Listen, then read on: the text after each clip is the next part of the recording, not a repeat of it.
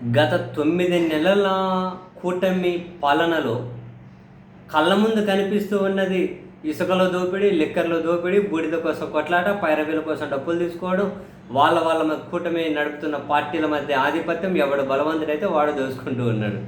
ఓపెన్‌గా కనిపిస్తూ ఉన్నదే. Nothing should be hidden. వాళ్ళు కూడా ఏమీ దాచుకోవట్లే. బూడిద కోసం రోడ్లెక్కి కొట్లాడుకుంటున్నారు.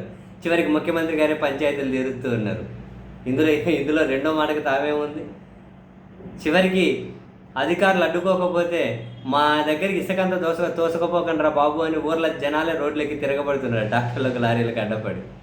ఇంకా పైరవీల కోసం విడిగా వసూలు చేసుకుంటున్నారు, బలమున్నోళ్ళు వసూలు చేసుకుంటున్నారు. ఒకసారి ఆ సీటు మీద కూర్చుంటే దోసుకోగలుగుతాను అనుకున్నాడు, లంచాలు ఇవ్వగలుగుతున్నారు. బయటపడితే దొంగ, బయటపడకపోతే దొర. ఇందులో ఏమీ పెద్ద వింతేం లేదు.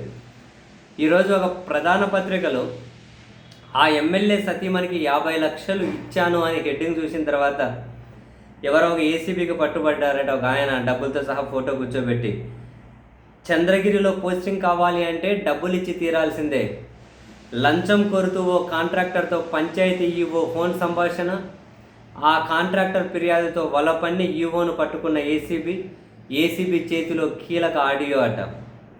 సీఎం చంద్రబాబు ఇలాకా అంటే చంద్రబాబు నాయుడు గారి సొంత నియోజకవర్గం చంద్రగిరిలో ఓ అవినీతి చేప ఏసీబీకి చిక్కింది. పట్టుబడ్డ ఆ అధికారికి, ఏసీబీకి ఫిర్యాదు చేసిన ఫిర్యాదుదారుడికి మధ్య ఫోన్ సంభాషణకు సంబంధించిన కీలక రికార్డులు ఏసీబీకి చిక్కినాయట. అందులో ఉన్న సమాచారం మేరకట, నేను ఆ సీటుకు రావడానికి ఎమ్మెల్యే సతీమణికి 50 లక్షలు ఇచ్చాను. మీలాంటి కాంట్రాక్టర్ల దగ్గర కూడా డబ్బు తీసుకోకుండా పనిచేయాలంటే నేను ఎట్లా బ్రతకాలి? నేను ఇచ్చిన డబ్బు ఎలా సంపాదించుకోవాలి? నా కుటుంబం రోడ్డున పడితే ఎవరికి చెప్పుకోవాలి? అంటూ ఇటీవల చంద్రగిరిలో ఏసీబీకి పట్టుబడ్డ పంచాయతీ ఈవో మహేశ్వరయ్య, కాంట్రాక్టర్ దినేష్ల మధ్య జరిగిన ఫోన్ సంభాషణ అంట ఇది. సో ఆ కాంట్రాక్టర్ని లంచం అడిగినట ఈవో. ఆయన, నేను 50 లక్షలు ఎమ్మెల్యే భార్యకి ఇచ్చాను, మరి మీలాంటి కాంట్రాక్టర్లు ఇవ్వకపోతే నేను ఎట్లా బతకాలి అంట. బతుకుల గురించి మీరే మాట్లాడాలయా? బతుకుల గురించి 3 పూట్ల సరిగ్గా తిండి తినలోనే మాట్లాడాలి. 50 లక్షలు లంచం ఇచ్చి పోస్టింగ్ తెచ్చుకున్నటువంటి మీరు కూడా బతుకుల గురించే మాట్లాడాలి. కామెడీ అయిపోయింది. బతుకులు అంటే ఎలాంటి బతుకులు? సరే, ఇప్పుడు నేను నిందించక్కర్లేదండి, ఆడ చూసిన ఇవే జరుగుతున్నాయి. ఇప్పుడు ఆ ఎమ్మెల్యే భార్య గారిని నిందించక్కర్లే, ఈయన నిందించక్కర్లే.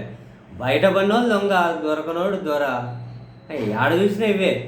50 లక్షలు లంచం ఇచ్చి పోస్టింగ్కి వచ్చారంటే ఇంకెంత దోసుకోవాలి వాళ్ళు? ఎంత దోసుకోవాలి మీరు? జస్ట్ ఆలోచించండి.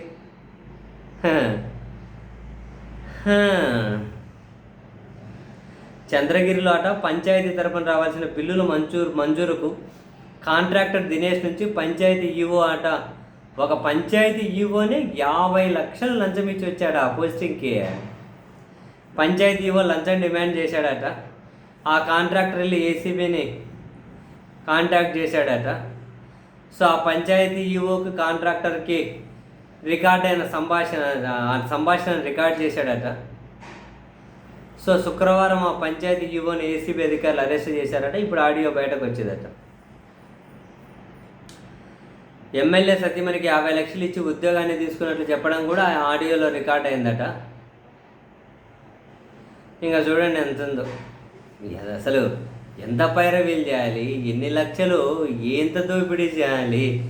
ఈ సిస్టమ్ అర్థం కాదు. మనలాంటి వాళ్ళకి నిజంగా 50 లక్షలు లంచం ఇచ్చి పోస్ట్ ఇంకా ఇంత డబ్బు ఎక్కడి నుంచి తెస్తారా వీళ్ళు? నిజంగా ఒరే నీ పాసుగల